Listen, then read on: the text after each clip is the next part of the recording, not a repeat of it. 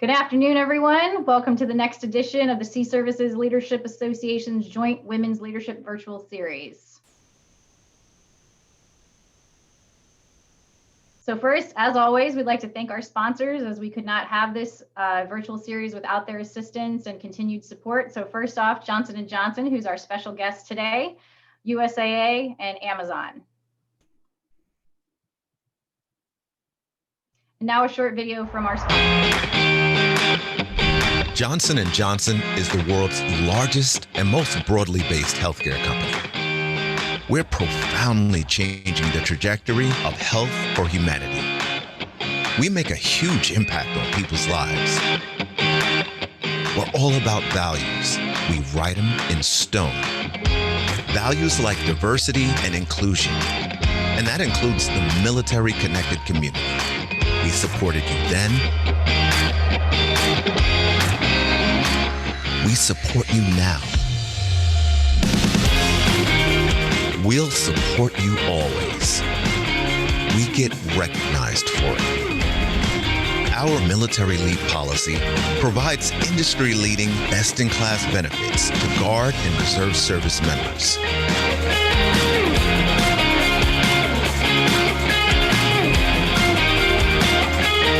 J&J creates networks for veterans and develops great leaders and strong innovators. If you are a service member, veteran, or military spouse, we value your service, skills, and experiences and want you at Johnson & Johnson. We created the Johnson & Johnson Military Veterans Leadership Development Program, and we participate in several programs that help make it easy for you. I'm proud of Johnson & Johnson's commitment to supporting the wellness of veterans and their families through long-standing partnerships with select nonprofit groups that excel in supporting this very same mission. To all of our veterans, thank you for your service. To your family members, thank you for the sacrifices you make. And to our employees, thank you for your ongoing efforts that truly make a difference in the lives of veterans. At Johnson & Johnson, we're making an impact. Join us.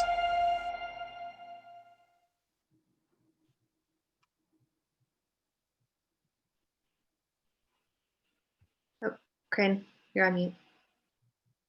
Good call. It's on mute. Got to hit that button.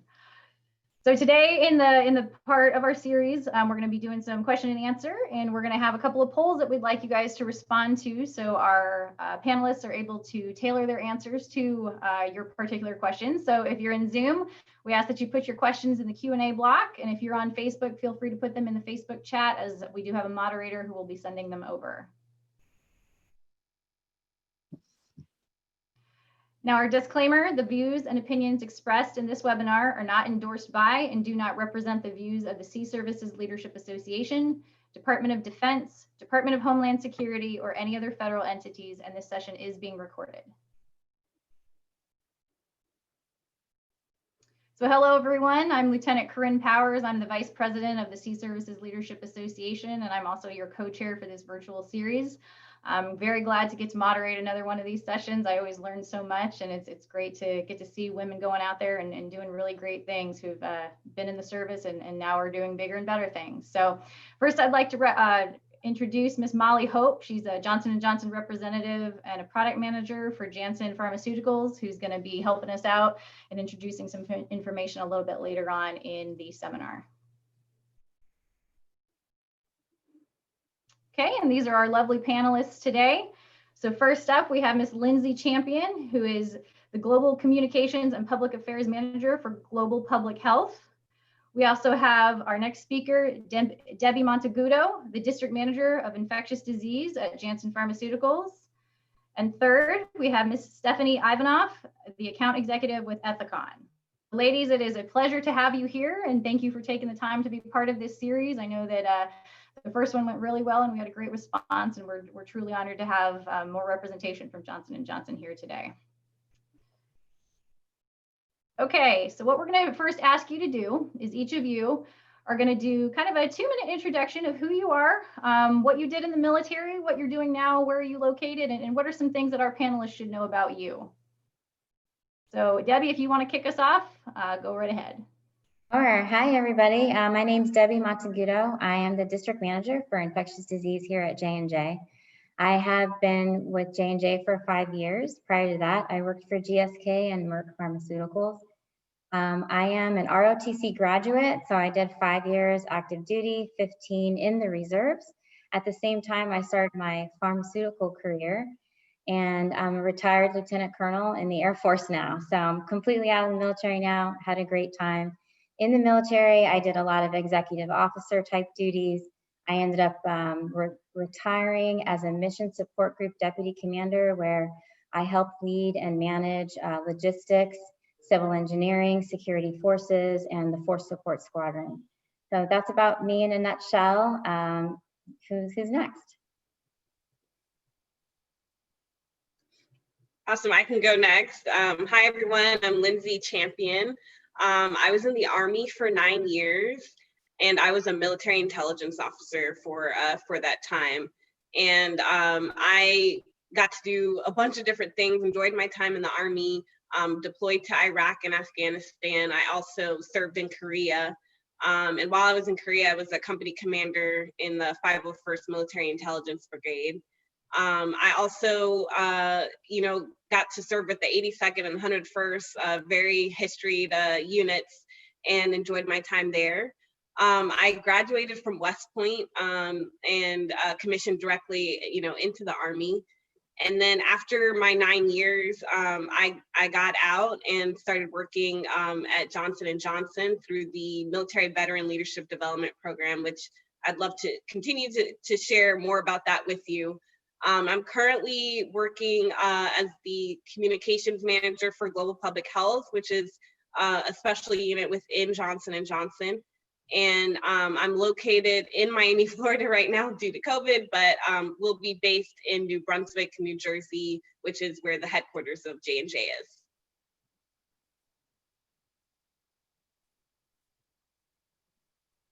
Okay, looks like I'm up.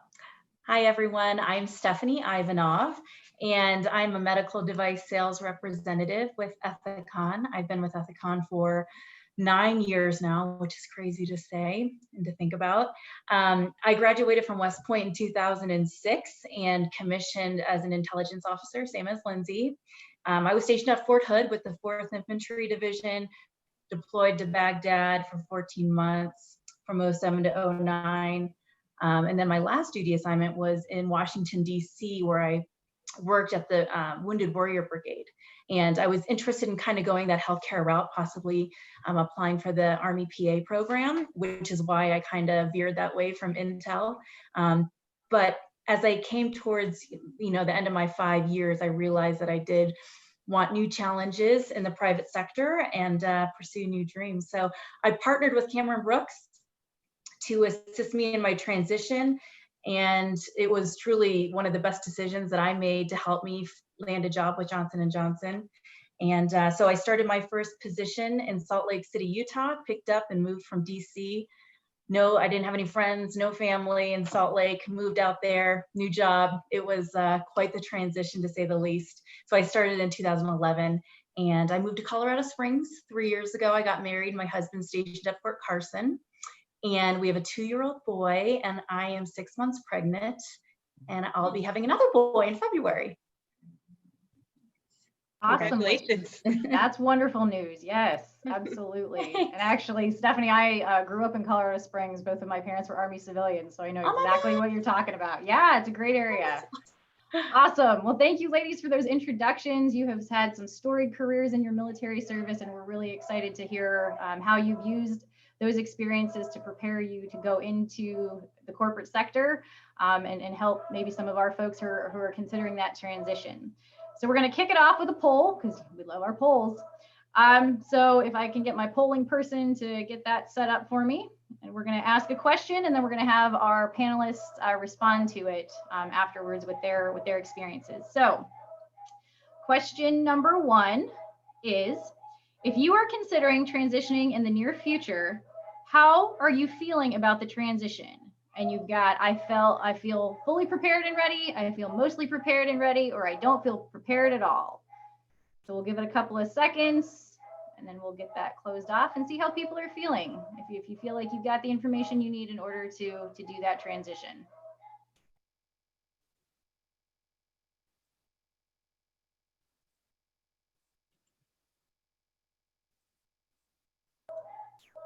Okay, Julia, let's give like another 5 seconds.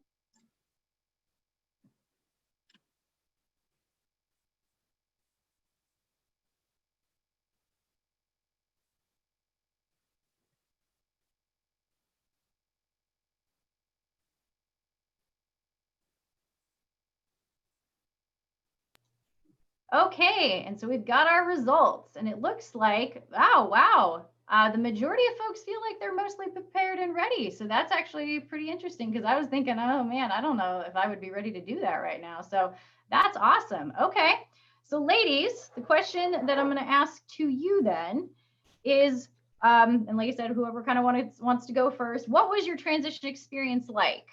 Did you feel prepared? Do you feel like you had the resources you needed? Did you consider, early on what you were going to do outside of the service, or was it just kind of like, okay, let's go figure out this thing as we go? So let's kick it off with Stephanie this time. Great. So like I said, towards the end of my 5 years of active duty service, I felt like I was ready to leave the military and pursue new dreams, but I really had no idea what I wanted to do. And it was kind of overwhelming to think about it. I did have a few friends that partnered with Cameron Brooks, and Cameron Brooks helped them tremendously. And so I figured I'd look into that. And so I ended up partnering with them, because truly finding a career is a full-time job. I mean, if you're really trying to land something that you love with a quality company, it takes a lot of time and a lot of research. And so with Cameron Brooks, for me, they helped mentor me, prepare me for interview with, and that's from there, depending on who said yes to me. So that's the route I took, because it was overwhelming to me, especially while trying to keep up with my current Army job at Walter Reed at the time. I knew that the healthcare industry sounded interesting to me, something that was always, piqued my interest from the time I was a young girl. And I also felt like sales could be because you have a lot of autonomy. It's a flexible job, especially if you want to have a family. It's new and exciting every day. You're in the operating room next to surgeons and assisting them with your devices. And I wanted to feel like I made an impact. So before I researched companies, really, for me, it was important to figure out, okay, what sounds interesting to me? And I would voice this to Cameron Brooks. This is, these are the traits I'm looking for in a career. And I narrowed it down to professional sales. And from there, that's where I looked at all the different companies that were going to be interviewing with me. And I aligned with Johnson & Johnson the most because of their value-based credo and everything they stood for. And it's a stable, strong company, very supportive of veterans. And so everything kind of just landed the way it should. And I'm not going to say it was easy. Actually, once I got the role, I think actually finding the role was easier than once I got into the position. And we can talk about that later. But that was how I navigated it originally. Awesome, Stephanie. Thank you so much for that. So Lindsay, if you'll share your experience, please. Sure, thank you. Yeah, so after I had gotten out, I also, like Stephanie, kind of wasn't sure exactly what I wanted to do, but I knew that, I just so much enjoyed the mission and the values that I encountered in the Army, and I wanted to find another passion and another organization where I could really share the same values and really live into a purpose-driven, atmosphere. So I also kind of took the approach of using a headhunter. My approach, though, was to actually use a bunch of headhunters. So I looked at a number of different ones kind of at the same time. And my reasoning for that is obviously a lot of us know that employers are using applicant tracking systems. So a lot of us don't have the experience, you know, for where it says, hey, you need to have 10 years of experience. It's like, we've been in the military, we don't have that experience. So it's really hard to just solely, you know, go online and apply to a job and get any, you know, feedback. So I would say, you know, reaching out to a headhunter or a military recruiter where they already have a partnership with companies that are looking for us. I mean, that is such a great way to go. And these military recruiting companies, they don't require us to pay anything. They're requiring the companies to pay if we get hired. But what they're providing us is kind of like a layer before that company. So they do provide resume reviews. They do provide, you know, interview coaching and just tons of, you know, mentoring and they're trying to get us hired as much as, you know, as possible. So I also went that route. And I think by looking at several headhunters or several military recruiters at the same time, I really got to see like really what was out there and narrow in on a company that was presenting an opportunity to really make a difference and change the world. And through one of those companies, I learned about the Military Veteran Leadership Development Program through J&J. And I had not heard of leadership development programs before, but once I learned about that one, I was really hooked on it because I figure I'm still in transition. I'm still trying to learn exactly, you know, what I want to do, but this is a great opportunity to explore so many different opportunities in a company that is doing that with healthcare. So just really quickly, I'll just say that the Military Veteran Leadership Development program at J&J, it's a rotational program that takes high-performing veterans into J&J and allows them to participate in 3 rotations that are 6 months long. And the great thing is that the rotations are in, you know, many different parts of the business. They're not just in one specific location. And after that, you get to work with our program manager to actually have a very tailored, you know, post-program role that is something that fits with your passion and fits with the business needs. And it's just been a great, you know, experience so far. Thank you for that. All right, Miss Debbie, on to you. I'm just surrounded by these incredible women who have had very deliberate and focused journeys. I will say mine was not as focused. I kind of fell into a lot of things and I literally had no idea what I was doing when I came over to pharma. I was in the reserves for about 2 years and I had a conversation with somebody who was actually a wife of somebody that I worked with that was in an industry of sales, not in pharma, and told me, if you can get into pharma, you know, you can write your ticket in the corporate arena. Had no idea what corporate world looked like, didn't have a resume ready for a corporate world. Just started doing some research and partnered with the Lucas Group. And that's another military headhunter for junior military officers.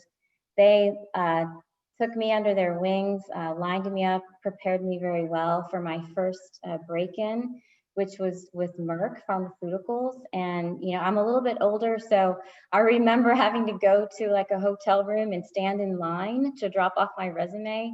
There was no electronic submissions back then. So it was a little bit more legwork just to kind of get there and get in front of somebody. And, you know, I landed the job with Merck. I couldn't believe it. I was elated. Learned a lot about the industry very quickly. I was still serving as a reservist and I wasn't really sure what I was doing. I didn't know if I was going to stay in the reserves. I had really only invested probably about 6-7 years in the military at that time. And honestly, it just all worked out.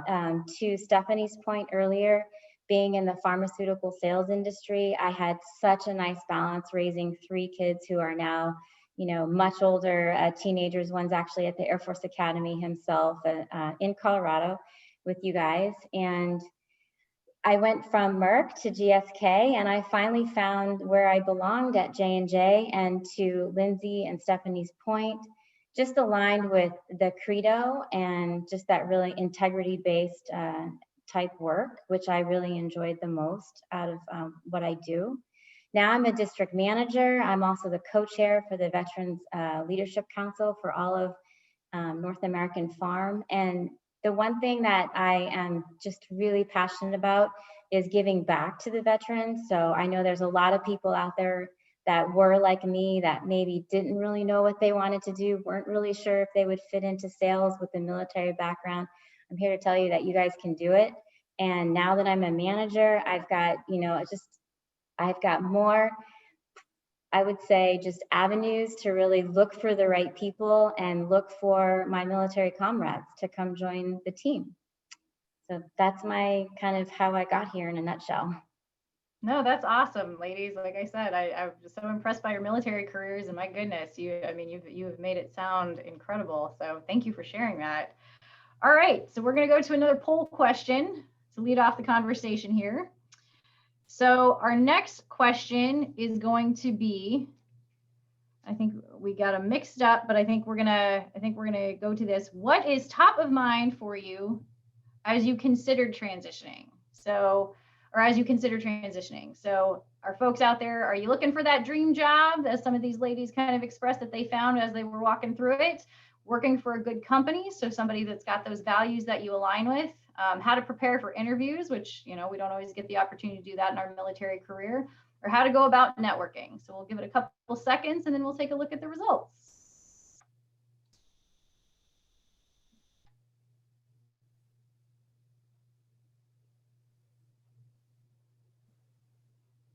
All right. Let's see what the audience had to say.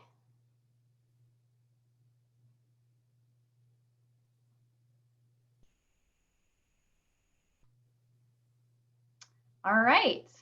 So interesting. It looks like the top concern that folks have is working for a good company. So much like you ladies have expressed about Johnson & Johnson, really finding a company that aligns with their personal values, somebody that they can trust in and invest in the long run. And that's kind of an even split between the other ones, finding a dream job, preparing for those interviews, and how to go about networking. So very, very, very cool. Good information to know. All right. So our next panel question here. So you guys have touched on this a little bit in regards to your challenges. So if you'd like to share a few more of those, but I'm going to specifically ask this for Debbie in regards to your experience, because you've shared a little bit with us already. But if you can go a little more in depth, how did you balance really having a completely separate career, so fully out of uniform, doing totally separate things, and then being able to maintain that other career in the reserves where it's a completely different mentality? You're doing very different things. How are you able to find the balance between those two things? Well, I'm not really sure I was always balanced. I think I lived on a three-legged stool for a very long time between my family and then basically my two careers. And like I said before, staying in the reserves wasn't anything I thought the day I went to the reserve unit, oh, I'm going to be here for the next 15 years. I didn't even think about that. I was so young.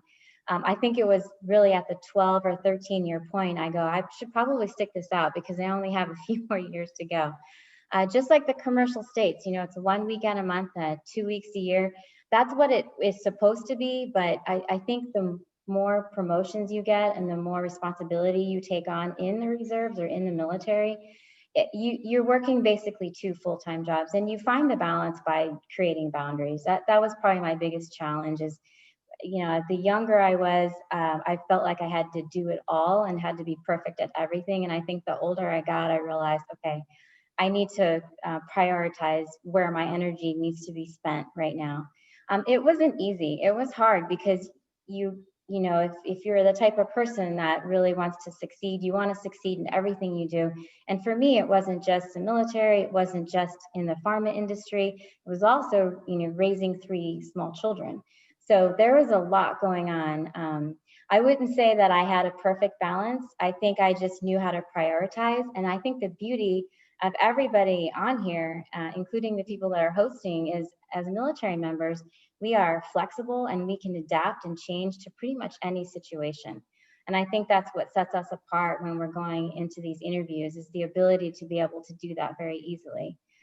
My biggest, I would say, challenge, I think, was just the balance, quite honestly. I felt like I belonged where I was in the pharma industry. I felt like I belonged where I was as a reservist. And when I made time, quality time to be with my family, I felt like I did great there too.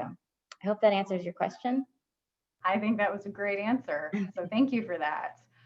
So Stephanie, you were referencing a little bit earlier that you had found your transition to be challenging and talking about that first day at work or kind of that first 6-month period. So will you share a little more with our audience on kind of what you meant with that? And I apologize. I think my internet's a little unstable, even though I'm at my house. So let me know if I get cut off. So for me, moving from DC in a network full of veterans, no matter what post-duty assignment I was at, you always have a built-in network, right? In the military, you always have other lieutenants or other captains that you have a lot in common with, that you see at work every single day. You understand the route that you're taking in the military. You know what the next position is and how it all works. So all of a sudden going into the private sector and going into medical device sales, I mean, it was a completely different language, let alone a different state, a different city, no network whatsoever. So I moved to Salt Lake City, and you work from your house other than going to the hospitals and calling on physicians. So I felt like I didn't know anyone. I didn't have those other captains with me that I could at least connect with and go to happy hour with. I was all alone. So it was really, really lonely and challenging at first. And I definitely questioned if I did the right thing for the first year. And I think that's very, very normal. And if you feel that way, I have friends that they said it took about 5 years for them to really find their footing in their career and feel confident and comfortable in what they're doing.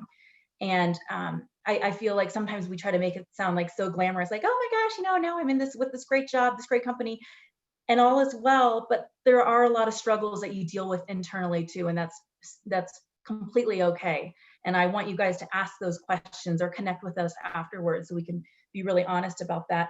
So yeah, just not having that built-in network in the military, not feeling like a lot of people understood where I came from with Ethicon. My manager at the time, he was a naval pilot. He hired me on, and he was the one veteran that I knew when I first started, but that's really it. And so it was just intimidating. And like Debbie said, and like Lindsay said, you go from being in an area where you feel like you're an expert, you're really good at what you do, and then starting something brand new. It's very humbling and challenging. And but I stuck with it. I'm still here 9 years later, and it's been the best decision I've ever made. And my biggest piece of advice is to stick it out and to find people in the company who have gone through what you're going through. And I probably should have been a little more aggressive in finding those veterans or finding female veterans to really hang on to. And that's what I probably would have done if I had to do it again.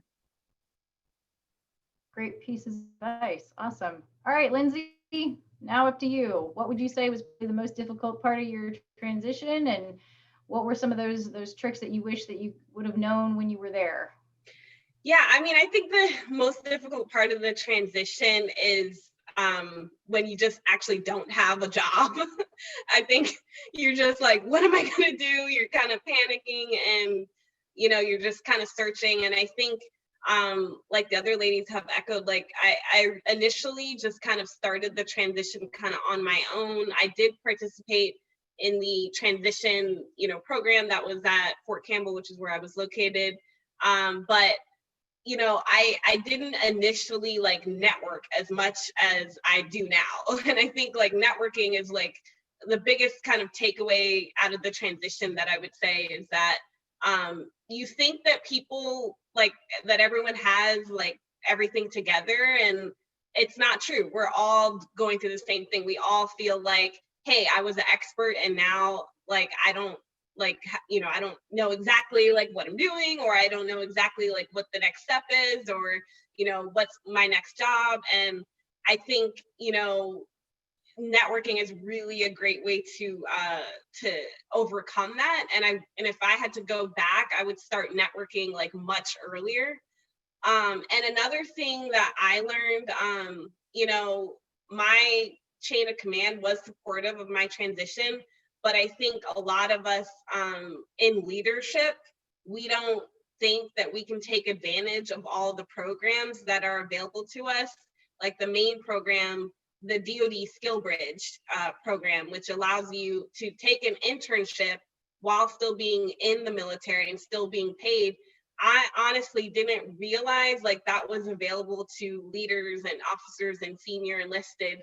But I've actually, since being in J&J, met a couple of, colonels that have taken advantage of the DoD Skill Bridge program. So, I mean, and Johnson & Johnson also supports those internships, and we have programs and opportunities through Hire Our Heroes fellowships and different things like that. So even before you leave the military, I would definitely, start exploring, start taking internships, and recognize that our chain of command and our leaders in the military, they do even want, those leaders to take, take that time off, for sure. Awesome. So I'm actually going to throw in a question from our audience that's actually related to this. So the question was, did you all join professional organizations or associations to find your jobs? And did you attend career fairs, networking conferences? So could you specify maybe some of those resources that you used and maybe some things that you would recommend for folks to consider looking at if they are looking at making that journey?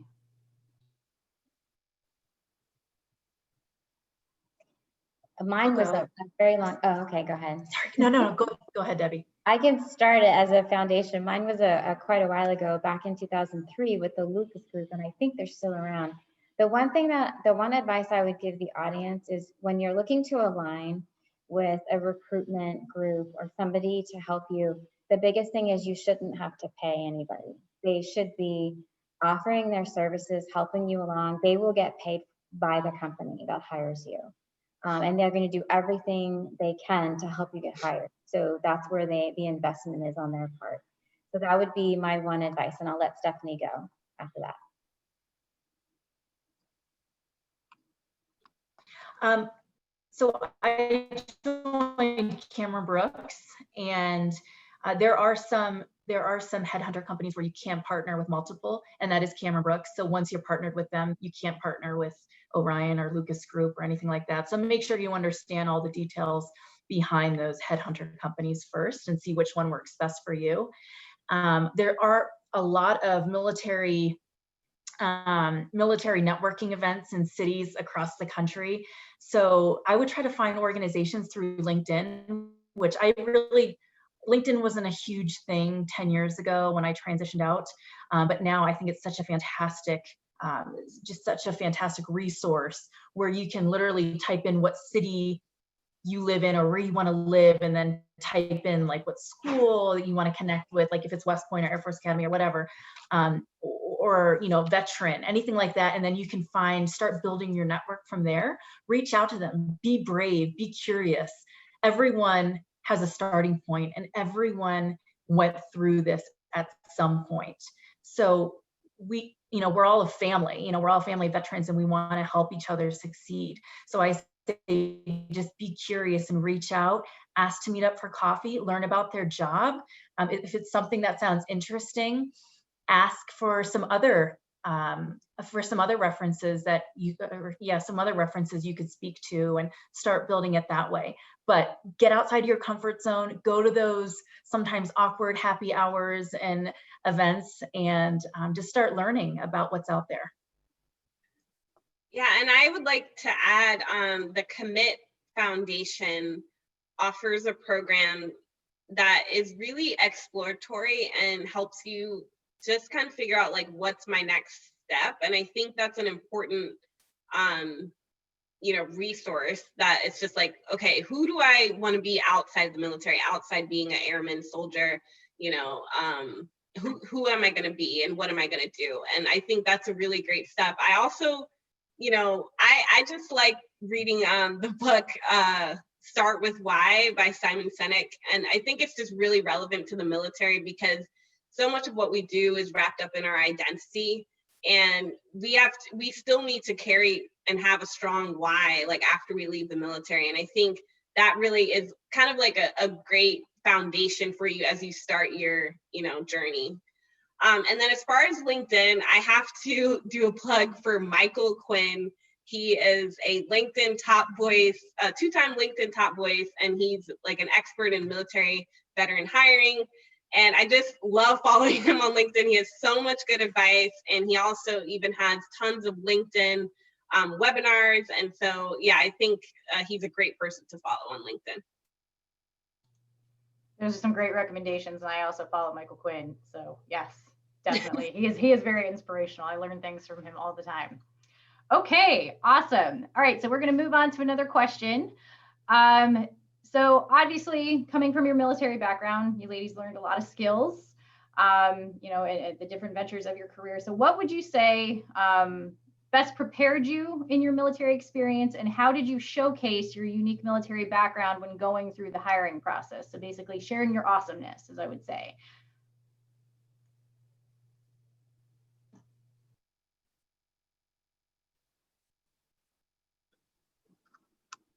Well, I'll go first. I think there's a lot of transferable skills. I think first and foremost would be leadership.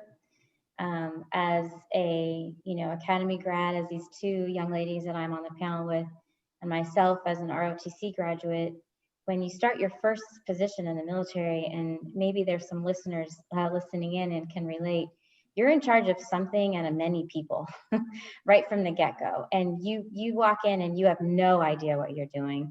You learn leadership extremely fast at a very young age. And I think those that went even, a step further to some of the service academies learn even younger at a very, very young age, right out of high school.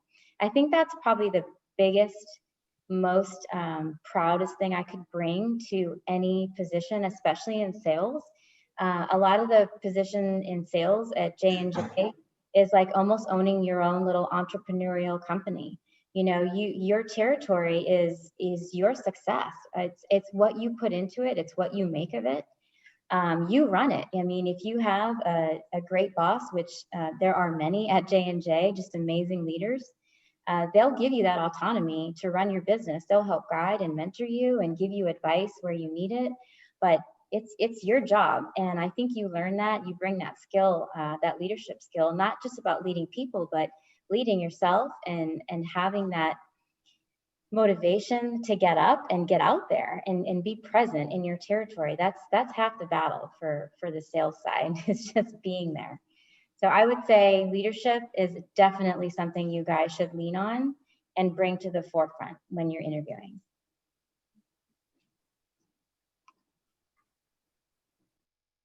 Ladies?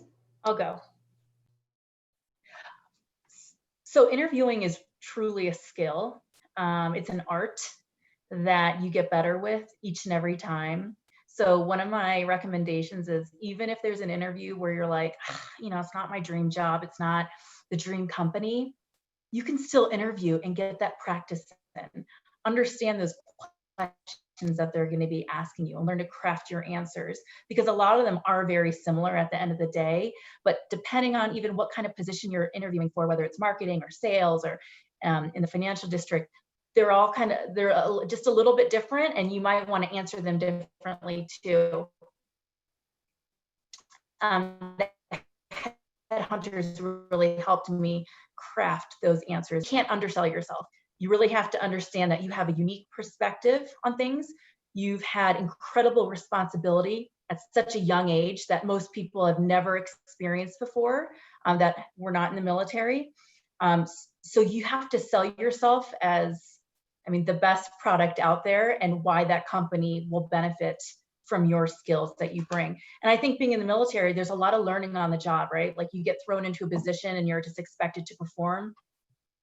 I think that's something that we thrive in, or that we can thrive in when we're starting a new job in the civilian sectors.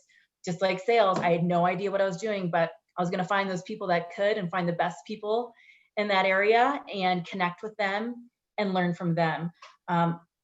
Strong work ethic, of course, like Debbie was saying, you just got to get up every day and get out there.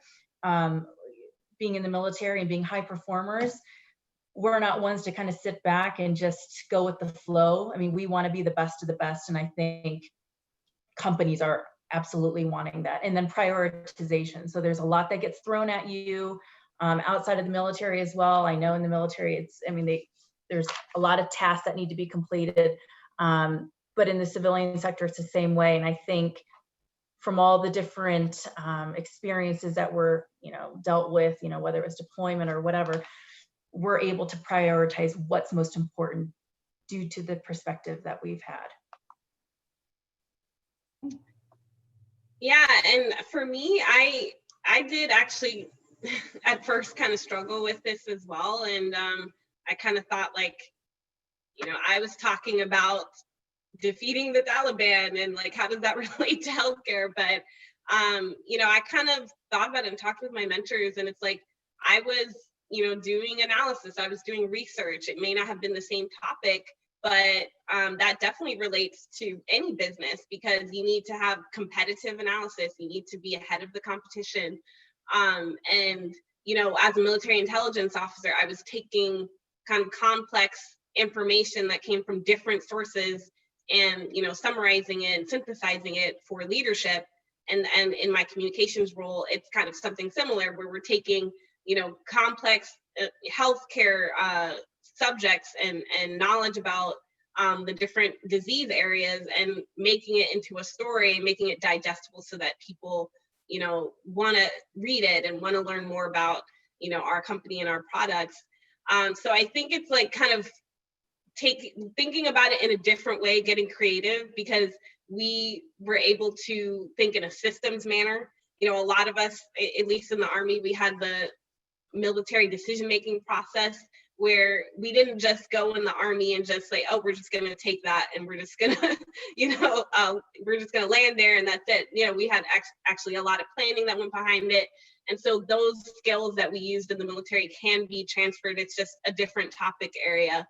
And then I had a mentor actually tell me, like, when you are interviewing, to look at what your resume is, look at what the job description says, and circle on the job description, like what you're missing, and really focus on that.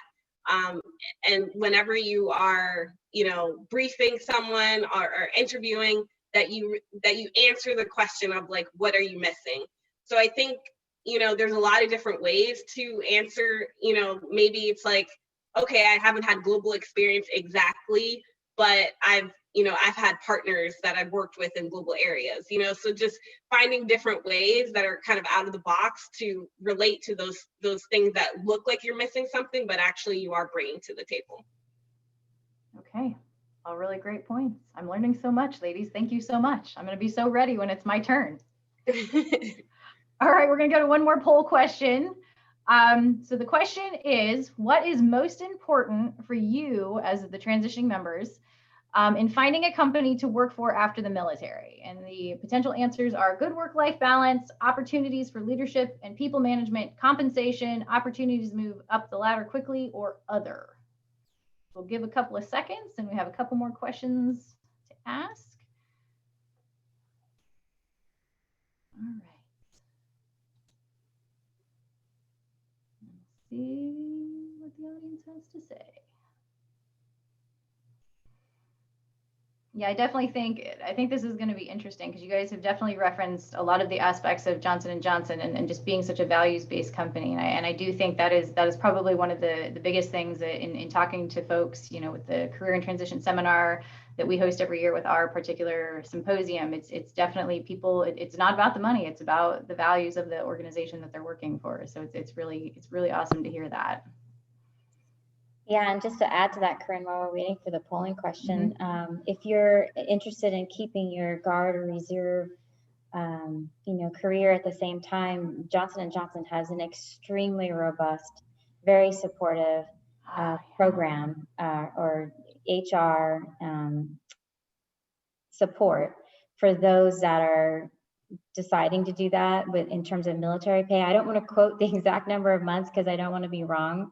But it's very competitive to other companies. It's very robust, and also paid time off to transition when coming from a deployment, which not all civilian companies do. So you might get time, with the unit that you're serving with to transition back, but also Johnson & Johnson teams up with them and gives you that time to get acclimated back into your normal life as well. So That's awesome. yeah, That's really awesome. All right, so Julia has pulled up our poll answers. So it looks like the highest priority is that good work-life balance that we've talked about, and kind of being that unicorn. Opportunities for leadership and management were definitely the second, and then compensation and opportunities to move up the ladder quickly. So really it comes down to that values-based opportunity. So very, very neat. All right, so in doing that, the next question is, what is most important for you, or as you ladies were saying, in finding a company to work for after the military? So how did you assess when you were looking at these companies that this was a company that you wanted to work for, that they had values that you shared in and you know wanted to continue service with?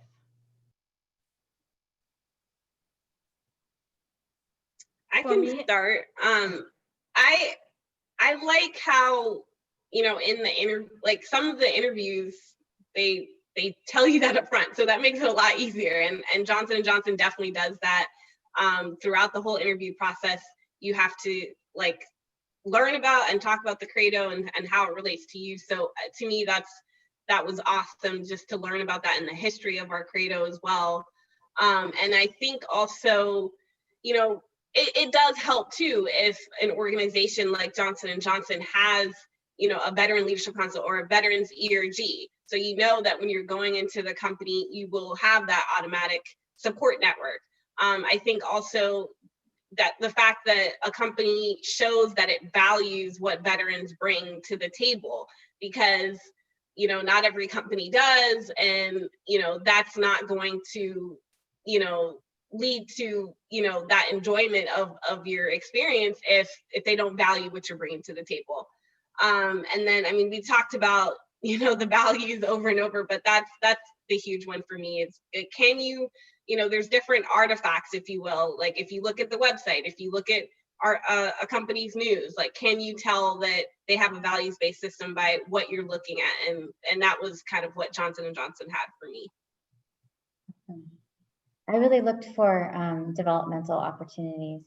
So for me, you know, having the same sort of track and success in the reserves and bringing that, translating that to the corporate world was very, very important to me. Even from the get-go, my first few, you know, sales role jobs, I missed so much leading people. And, you know, I always tell anyone the most favorite part of my job is watching people grow and develop themselves and get promoted into positions they wanted to go to. That's where I get my motivation now as a people leader. And that's what I wanted. I wanted to be developed, and I wanted to be developed quickly. And I did it, right? I'm a manager here. In a very short amount of time, I got picked up for the management development program here at J&J. So it can happen if you have goals and you put your eyes on it and you let your managers know, your people leaders know, this is where I want to go, and you have success, you'll get there here at J&J.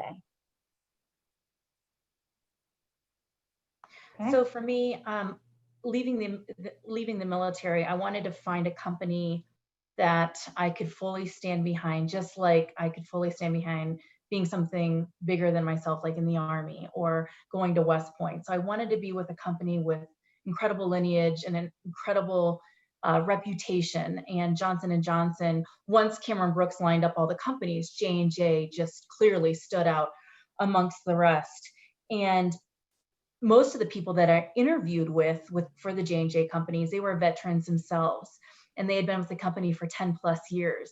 And so hearing their story and their successes and how incredibly supportive the company was of veterans made me drawn towards J&J even more. But I was also looking for a company with just excellent benefits. You know, I wanted a company that was going to support moms, you know, with maternity leave. I was single at the time. I didn't have a family, but that was something that was important to me because I knew I wanted to stay with the company for a long time. I wasn't interested in hopping around with different startups. I wanted to be with a very stable, strong company that was going to support and invest in their employees in the long run. And that's absolutely J&J. And I also was interested in J&J because there's so many different operational companies under the J&J umbrella. So, you know, if your time at Ethicon, if my time at Ethicon in medical device sales, you know, I feel like I've done what I wanted to do, I could move over to Janssen Pharmaceuticals, or I could go into vision care, or I could go into consumer products where I cover Neutrogena and Aveeno. There's so many different roles that you can have within J&J. And J&J loves that. They love when you're very developed, you know, being with different companies and different roles. They're very supportive of that. And then lastly, you know, what Lindsay said, I wanted a company where they valued veterans. They understood what we could bring to the table.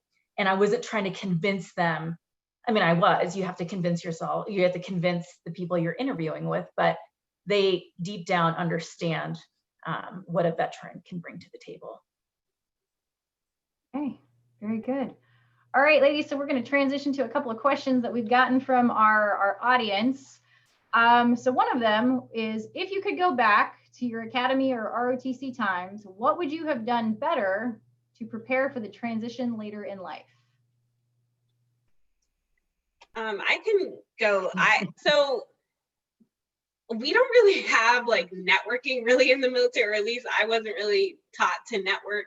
I mean, you could use the open door policy, but that's not exactly like networking. So I think if I had to look back, like, because I'm going back now and, you know, networking with my, you know, old commanders and everything, but I think it's all about like maintaining those relationships, you know, throughout your military career and even after, because, and it's not just about helping yourself, it's about helping other people too. Everybody's going to eventually get out of the military. So the bigger network you have, the more that you can, you know, help yourself and help others. So I would definitely say, you know, everyone that you're meeting at the academy, like try to nurture, you know, relationships. You don't know like how people change their careers many times. You know, you don't know how anything is going to end up, but, you know, keeping those relationships and networking, it will definitely help you like when you transition for sure. I have to echo Lindsay 100%. If there's one thing you learn about the military, and now even at J&J, as large of a company as we are, it's a small world. And the faster and the quicker you learn how to network, the better you become at it as well. And the bigger you build your base. So Lindsay, I would have to agree with you 100%. Stephanie, anything to add? I don't think I have anything to add, quite honestly. I think these two ladies hit the nail on the head. Yeah, I think that's absolutely great advice. So thank you for that. All right, so we have another question from Jasmine, and I know none of you are necessarily HR specialists, so this may not directly apply, but if you have some advice for her. She said, I've applied to hundreds of jobs online so far. I have not actually heard any responses. Is there any method in contacting HR to see who's actually checking up on resumes? It's very frustrating when you're applying for all these jobs, but there's no way to follow up. I just want to share a story that I have a friend who just got a job, and he told me that, you know, he applied, he didn't hear anything. He went on LinkedIn and he found a connection that knew someone that like worked at the company, and he was like, hey, I'm a veteran. I'd love to, you know, work at this job. I just applied. The guy happened to like be really into veterans, and so he brought that application to the CEO and he got hired. And that's how he got hired, because somebody like, you know, brought it to their attention. So I feel like we can't just, you know, apply online and expect to get any, you know, traction, especially with those applicant tracking systems. And we already are kind of, you know, we're already kind of in a worse position because we don't have as much experience as our civilian counterparts in some areas. So I would have to say it's like using the LinkedIn and networking to get people to look at get the hiring manager to look at your resume and your application. That's such a great point, Lindsay. The first thing I would do is try to find who that hiring manager is on LinkedIn, who that manager is in that area, and reach directly out to them. That's what I would do. I mean, sometimes you got to be aggressive, and like I said, don't undersell yourself, and you got to get out there, and the squeaky wheel gets the grease. So my personal thing is I would find that hiring manager on LinkedIn. And as a hiring manager, it works right? So I've been reached out to and I've been impressed and brought people through the actual interview process. I may not have hired everyone that reached out to me, right? Because I'm always looking for the right person for the position. However, I would say, hey, this is a great person. You got to look at this person. They live over here. It's not going to work out in this state, but, and then, you know, you would utilize that manager to make other network connections, or you just keep in touch. And I mean, I've kept in touch with people that a couple of years later are like, do you have any openings? So it's really that networking. It goes back to what Lindsay and Stephanie had said in the past. It's really about utilizing your network as much as you can. And you just have to start small and start somewhere, and it will grow.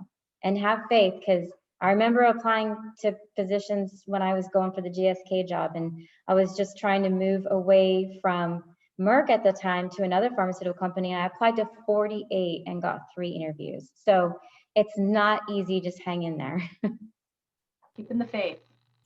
All right, so we've talked a little bit about work balance, and you guys have said, and I think one of the points that you've made, Stephanie, is, you know your worth, know your value, know what you bring to the table. So one of our questions is, how did you build work-life balance into your job negotiations? You know, flex hour, daycare on site, perks, benefits, all of that. How were you able to kind of navigate your personal needs and your work-life balance needs with obviously wanting to take on these really cool opportunities within these companies?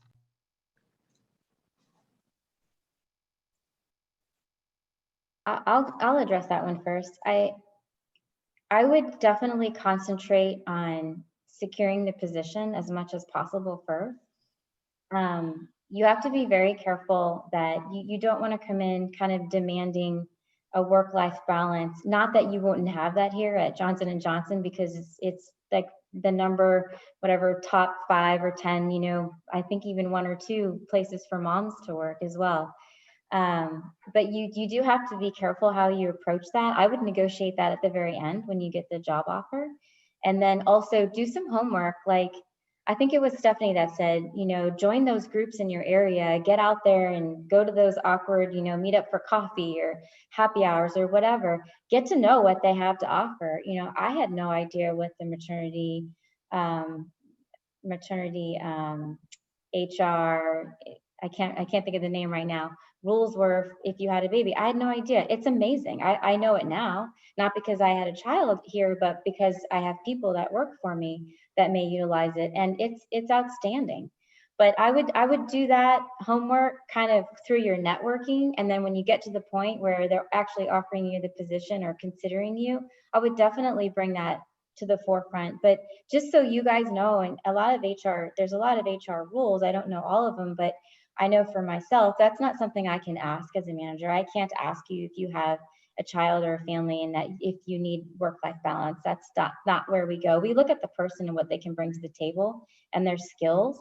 And it's all about the job at first, but it doesn't mean you wouldn't get the work-life balance at the end of the day. I don't know if you ladies want to chime in with anything on that. The reason I chose sales is because of work-life balance. So you work from your home. It's like Debbie said, it's kind of your own business. You run your own business, which is really hard some days when you don't feel like getting up and going, you know, out there and hitting the streets. Sometimes it would be easier just to have an office to go to, you know, where you're there from 9 to 5 and you just plug along. Sometimes that is easier, but I chose sales because it's so flexible. You have autonomy.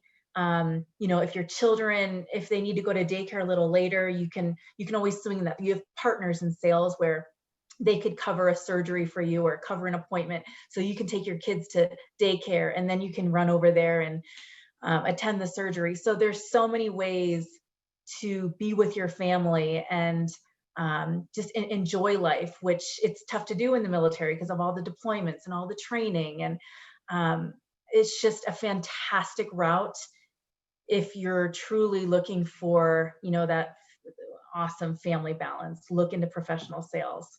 I cannot say enough good things about it. Awesome, ladies. Well, thank you so much for those answers. I think you've given just unbelievable advice today, and through your experiences of, you know, both challenges of that transition and then really kind of finding your passions and working up to where you are today. So thank you for sharing that experience.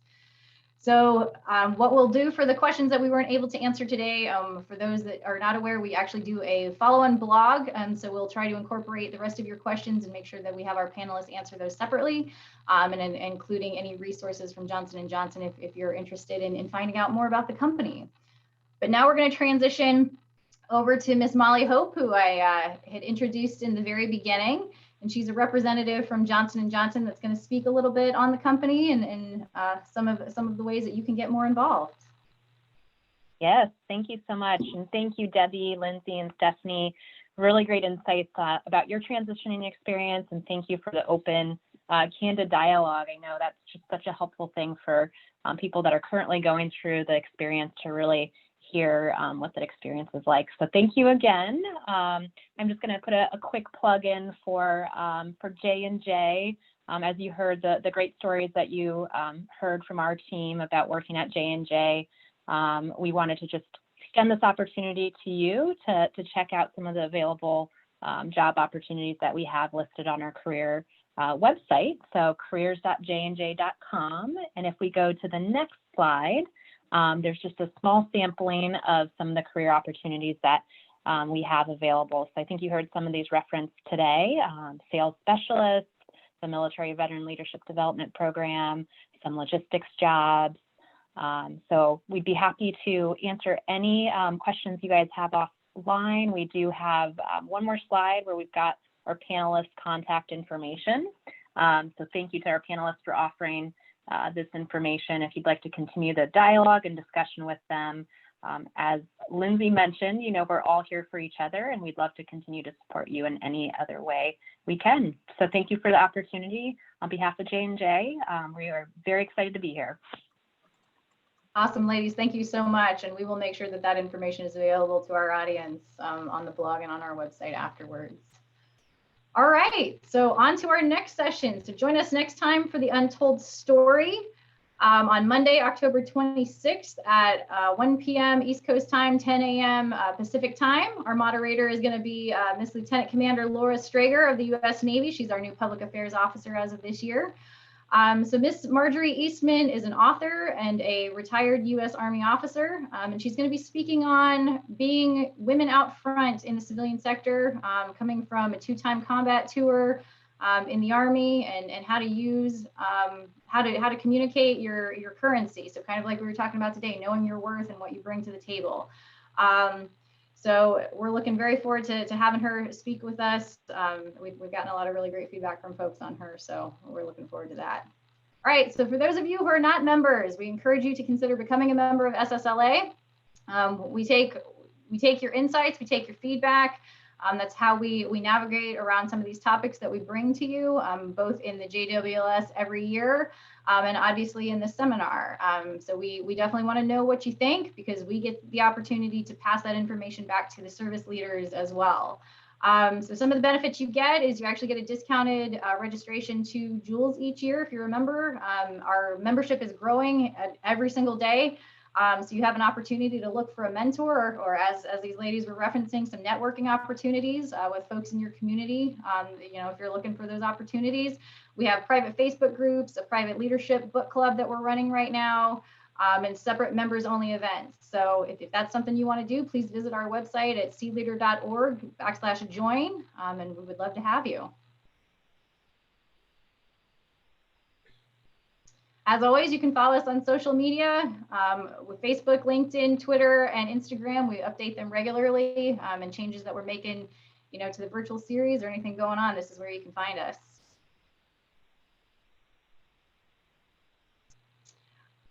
Our plug for the annual Jules, we're hoping that next summer, with the way things are going, we might actually get to meet in person. So we are anticipating summer of 2021 here in Norfolk, Virginia. And we definitely hope to see you there. So stay in touch with us so you can find out more information. So thank you once again to Johnson & Johnson and our wonderful panelists, ladies. Really, it was truly a pleasure to get to talk to you today. And I know that our audience feels the same. So it was great to have you here today. So we, as an organization, the Sea Services Leadership Association, thanks you for your dedication to helping us fulfill our vision of empowering a network of strong and inspirational women leaders who serve. So everyone, enjoy the rest of your day, stay safe, and spread kindness.